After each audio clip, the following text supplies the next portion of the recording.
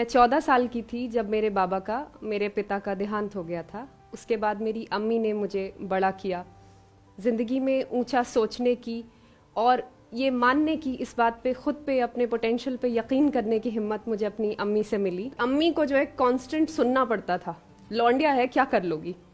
मतलब अगर मैं अपना ऑक्सफोर्ड विश्वविद्यालय की अगर मैं मार्कशीट भी लाऊं तो उसको फेंक के मारा जाए और कहा जाए कि लौंडिया है, लौंडा कुछ करे तो बात भी। और बच्चों की तरह जब मैं उन्हें देखती थी कि वो कोचिंग जाते थे, मोटी मोटी किताबें लेके इस तरीके का खर्चा करते थे मेडिकल और इंजीनियरिंग की पढ़ाई के लिए, और मैं अपने घर में पलंग पे मोमबत्ती के सहारे पढ़ रही होती थी, मेरे दिल में भी ये ख्वाहिश थी कि मैं उन बच्चों की तरह कोचिंग जाऊं या मेडिकल करके बड़ी डॉक्टर या इंजीनियर बन जाऊं। मगर उस वक्त घर में खाने के लिए हो जाए यही एक बड़ी बात थी। तो अम्मी अकेले मेरी परवरिश कर रही थी मेरे छोटे भाई की, और मैंने ये सोचा कि मेडिकल और इंजीनियरिंग का बुखार, इससे मैं अपनी मानसिकता को पीड़ित नहीं होने दूंगी। और मैंने दिल्ली विश्वविद्यालय के सेंट स्टीवंस कॉलेज में बीए में सीधा सीधा दाखिला लेने का निर्णय लिया। सेंट स्टीवंस कॉलेज के बाद मुझे विलायत जाने के लिए छात्रवृत्ति मिली। छात्रवृत्ति के पैसे वहाँ पढ़ने और वहाँ रहने के लिए थे, जाने के टिकट के लिए नहीं।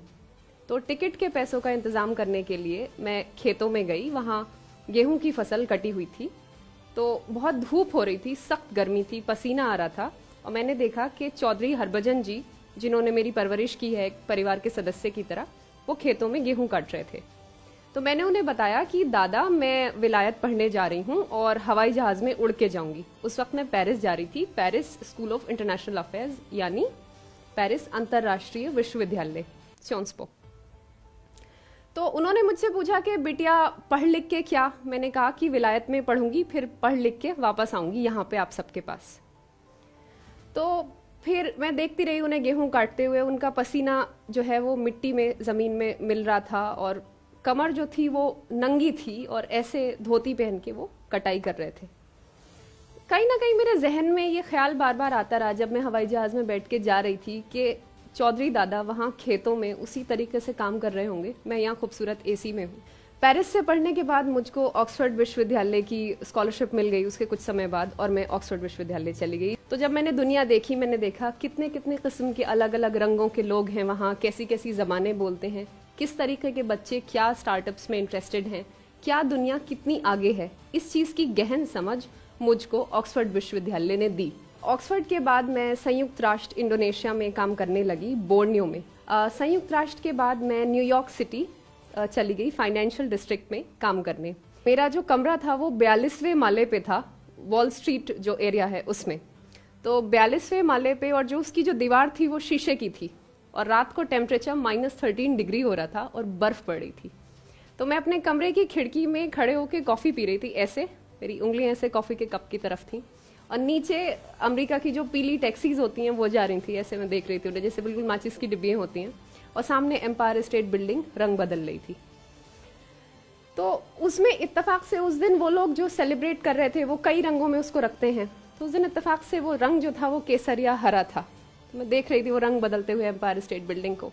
मेरे दिल में बार बार इस चीज़ का ख्याल आ रहा था कि मैं तो यहाँ न्यूयॉर्क में दुनिया घूम ली, पेरिस में पढ़ ली, ऑक्सफोर्ड में पढ़ ली। चौधरी दादा और बाकी लोग जिन्होंने मुझे इस लायक बनाया कि मैं इन जगहों पे आ सकूं, अपने अंदर की प्रतिभा को रियलाइज कर सकूं, वो आज भी उसी गर्मी में बिना बत्ती पानी, उन्हीं तमाम दिक्कतों के साथ वो जिंदगी जी रहे हैं। और मैंने डिसाइड किया कि अब मुझे वापस जाना है अपने मुल्क, अपने देश, उन्हीं लोगों के बीच जिनकी मैं बेटी हूँ। खैर, इस सोच के साथ मैंने फिर सिविल सेवा में आने का निर्णय लिया।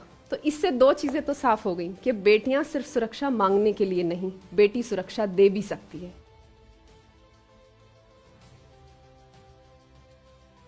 अब मुझे लगता है कि यहाँ वापस आकर अपने मुल्क, अपने लोगों को गले लगाकर, अपने मुल्क की समस्या को समझकर कि मेरे देश में बेटी मजबूत है, बेटी सुरक्षा दे सकती है, बेटी आपके लिए है। टैक्स पेयर के पैसे ने अगर मुझे इतनी हिम्मत दी कि एक बिना बाप की बेटी खुद पे भरोसा करके जिंदगी में आगे बढ़ सके, तो फिर मैं देश का, ये देश मेरा और मैं देश की, और मैं पूरी ईमानदारी, पूरी मेहनत के साथ अपने देशवासियों की, देश के बच्चों की, बेटियों की, बुजुर्गों की सेवा करना चाहती हूँ।